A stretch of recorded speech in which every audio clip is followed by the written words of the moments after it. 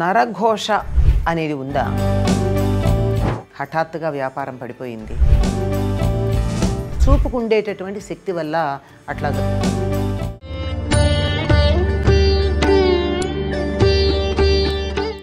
ఓం శ్రీ గురుభ్యో నమః. శ్రీ మహాగణాధిపతయ నమః. నరఘోష అనేది ఉందా? దృష్టిదోషం అనేది తగులుతూ ఉంటుందా? ఈ మాటలు మనం తరచుగానే వింటాం.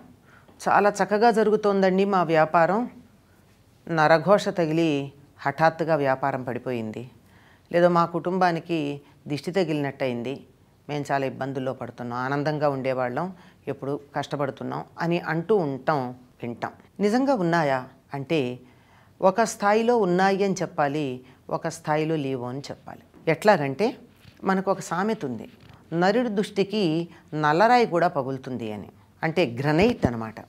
గ్రనైట్ కూడా అలా గట్టిగా చూస్తేట మనిషి అసూయతో చూస్తే పగిలిపోతుందిట.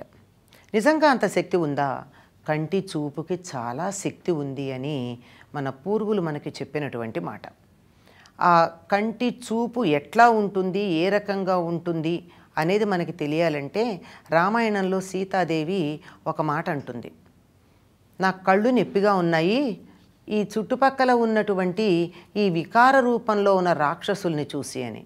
అంటే వాళ్ళ వర్ణంలే ఉంటాయన్నమాట. లంబోష్టి, ఒకదానికి కింది పెదవి ఇలా కారుతూ ఉంటుంది, ఒకదానికి ముక్కు ఉండదు, ఒకదానికి పెద్ద ముక్కు ఉంటుంది, ఇట్లా వికృతమైన రూపాలు. ఆ వికృతమైన రూపాలు చూసి నా కళ్ళు చాలా నొప్పి పెట్టాయి అంటుంది. అంటే చూపుకి కూడా కష్టపడడం, కష్టపెట్టడం రెండూ ఉంటాయన్నమాట.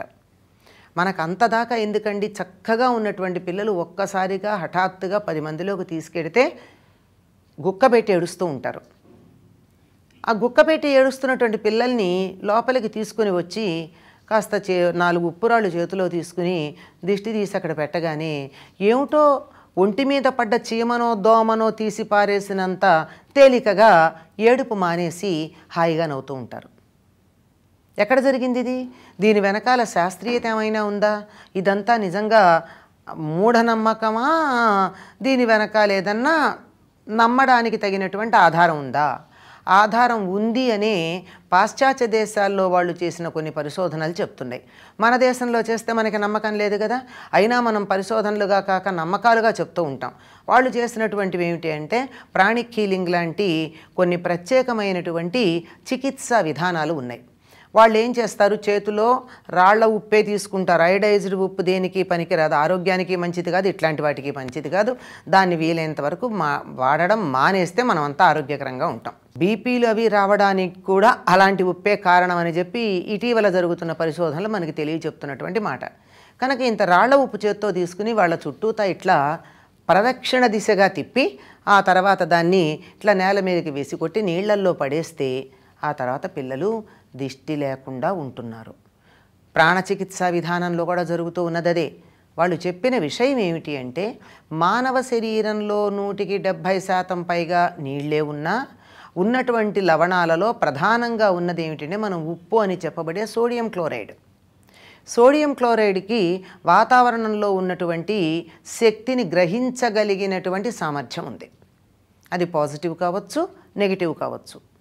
అందుకని మన అధికంగా ప్రతికూలమైనటువంటి శక్తి ఏదైతే ఉందో అది ఉన్నప్పుడు దీన్నిలా ప్రదక్షిణ దిశగా తిప్పినప్పుడు ఆ ప్రాంతాల్లో ఉన్నటువంటి అంటే ప్రతి మనిషికి చుట్టూ బయోమాగ్నెటిక్ ఆవరణ ఒకటి ఉంది, జీవ సంబంధమైనటువంటి అయస్కాంత ఆవరణ. దాన్ని వర్చస్సు అని మనం సంస్కృతంలో తెలుగులో పిలిస్తే ఆంగ్లంలో హ్యాలో అంటూ ఉంటారు. అంటే దేవతల బొమ్మలు అవి వేసేటప్పుడు చుట్టూతా ఒక తెల్లగా వెలుగు చక్రం ఉన్నట్టు వేస్తారు, అది ఉంటుంది.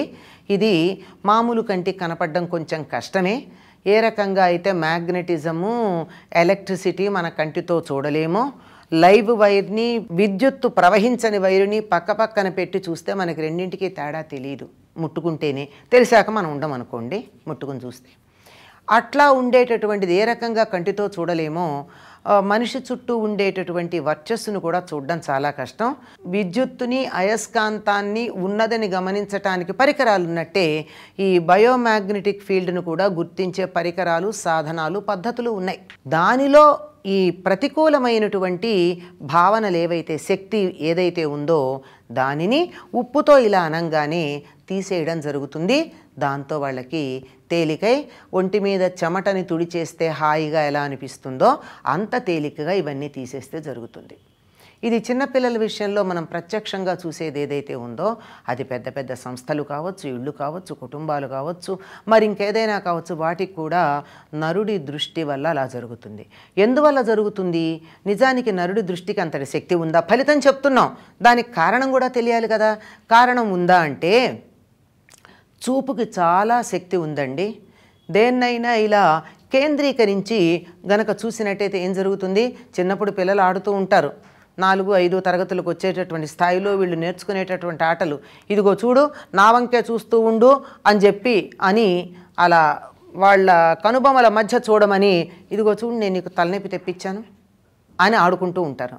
అంటే ఇందులో ఏమీ లేదు, ఆ చూపుకు ఉండేటటువంటి శక్తి వల్ల అట్లా జరుగుతూ ఉంటుంది.